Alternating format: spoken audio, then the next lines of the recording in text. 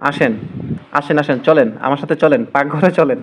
আজকে কি রান্না হচ্ছে চলেন রান্নাঘরে নিয়ে দেখাই। এটা হলো বেসিন, এই হলো ব্যালকনি, ওই মাথায় পাকঘর, এ হলো কাকার রুম। কাকা বসে বসে হিসাব নিকাশ করতে আছে, কোম্পানি চাকরি করে। তো এ হচ্ছে এখানে আমি রান্না বসাই দিয়ে কিছুক্ষণ আগেই রান্না বসাই দিয়ে মানে এক কষানো হওয়ার পরে আমি কিন্তু বাসায় আসছিলাম।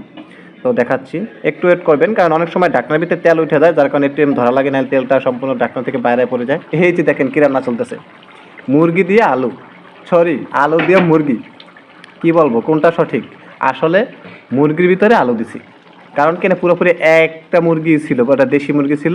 এক কষাম দেওয়ানোর পরে কিছু আলু দেওয়া হয়েছে, যার জন্য হচ্ছে যে দেখা যায় আলু অনেক বেশি, আলুটা মাত্রই দেওয়া হয়েছে। এটা কষান চলতেছে আপাতত।